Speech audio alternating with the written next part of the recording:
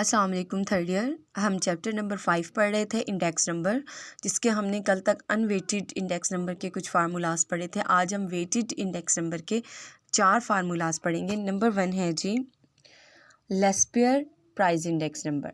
आपको ये आपने एफएससी लेवल पे काफ़ी पढ़ा हुआ है, तो ये आपके लिए कोई मतलब न्यू टॉपिक नहीं है। इंशाल्लाह आपको ज़्यादा समझ आ जाएगा। लेस्पियर का फार्मूला आपने तैयार रखना है, summation P(n)Q0 over summation P0Q0 multiply by 100। ये बात आपको पता है कि P0 का मतलब है बेस ईयर के प्राइस और Pn का मतलब है करंट ईयर के प्राइस। और क्वांटिटी जो है अगर ज़ीरो के साथ लिखी हुई है तो वो बेस ईयर की होगी, और अगर n के साथ लिखी हुई है तो वो करंट ईयर की होगी। लेस्पियर का दूसरा नाम भी आपको पता होना चाहिए, क्योंकि बाज़ औक़ात वो लेस्पियर इंडेक्स नंबर कह देता है और बाज़ औक़ात बेस ईयर इंडेक्स नंबर। तो बेस ईयर इंडेक्स नंबर को लेस्पियर कहते हैं। अच्छा, नेक्स्ट हमारा फार्मूला है पाशियस इंडेक्स नंबर। तो पाशियस इंडेक्स नंबर का फार्मूला है जी समेशन Pn(Qn) ऊपर डिवाइड करके P0Qn नीचे मल्टीप्लाई बाय 100। इसमें Pn(Qn) क्या है? करंट ईयर के प्राइस एंड क्वांटिटीज़ हैं, और ज़ीरो है बेस ईयर की। अच्छा, इसी तरह पाशियस का जो दूसरा नाम है वो है करंट ईयर इंडेक्स नंबर। ठीक है, पाशियस का है current year index number, Laspeyres का है बेस ईयर इंडेक्स नंबर। इसके बाद हम नेक्स्ट टॉपिक पढ़ते हैं Marshall Edgeworth price index number. Marshall Edgeworth निकालने के लिए भी आपको इन्हीं तमाम कॉलम्स की ज़रूरत होती है। फार्मूला आप देख लें, summation Pn bracket Q0 plus Qn, यानी बेस ईयर की क्वांटिटी और करंट ईयर की क्वांटिटी को ऐड कर लें और उसके बाद उसे करंट ईयर के प्राइस से मल्टीप्लाई करके टोटल ले लें। इसी तरह नीचे ऐड करके बेस ईयर के प्राइस से मल्टीप्लाई करना है। ठीक है, ये इसका फार्मूला हो गया। और लास्ट हमारा टॉपिक है Fisher ideal index number. Fisher ideal index number is the geometric mean of Laspeyres and Paasche's. ठीक है, बेसिकली ये लेस्पियर और पाशियस का क्या है? ज्योमेट्रिक मीन है। तो आप चाहें तो दोनों के अगर आंसर्स मौजूद हैं लेस्पियर और पाशियस के, तो दोनों को मल्टीप्लाई करके उसका स्क्वायर रूट ले दें, या फिर आप फार्मूला लिख कर उसमें वैल्यूज़ ऐड करें और आंसर निकालें, दोनों का सेम आंसर आएगा। ठीक है, आइए अब हम इसको एक एग्जांपल से चेक करते हैं। हमारे पास एग्जांपल है जी,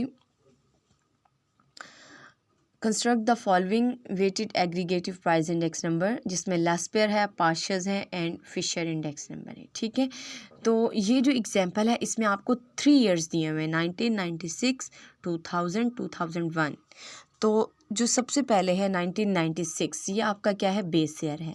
तो इसके प्राइस को P0 कह दें, नेक्स्ट ईयर के प्राइस को P1 कह दें, उससे नेक्स्ट ईयर के प्राइस को P2 कह दें। ठीक है, एक प्राइस P0 हो गया बेस ईयर का, P1 हो गया नेक्स्ट करंट ईयर का, और P2 हो गया नेक्स्ट करंट ईयर का। क्योंकि ये हमें 3 इयर्स दिए हुए हैं, तो इसमें आपके 2 लेस्पियर निकलेंगे, 2 पाशियस निकलेंगे, 2 फिशर निकलेंगे।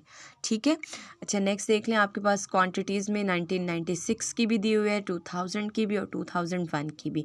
तो 1996 की क्वांटिटी को Q0, नेक्स्ट Q1 और ये Q2 हो जाएगी। ठीक है, आप ये पूरे पहले इस तरह ये इतना टेबल बन जाएगा। सबको आप इनके मतलब सैम्पल डोनेट कर दें, P0, P1, P2, फिर Q0, Q1 एंड Q2। अब हमने निकालना है लेस्पियर। आपको लेस्पियर का फार्मूला पता है, समेशन P1 Q0 ऊपर, नीचे समेशन P0 Q0 आएंगे। आपने सबसे पहले P0 और Q0 को मल्टीप्लाई कर देना है, क्योंकि हमें बेस ईयर में P0 Q0 का टोटल चाहिए। ठीक है, P0 और Q0 को मल्टीप्लाई कर दें, और फिर P1 और Q0 के कॉलम को, ये P1 है और ये Q0 का कॉलम है, इन दोनों को मल्टीप्लाई कर दें, तो ये आपके पास टोटल आ जाएगा 41140। 41140 को ऊपर रखें, 35310 को नीचे रखें। ये पहला लेस्पियर आ चुका है।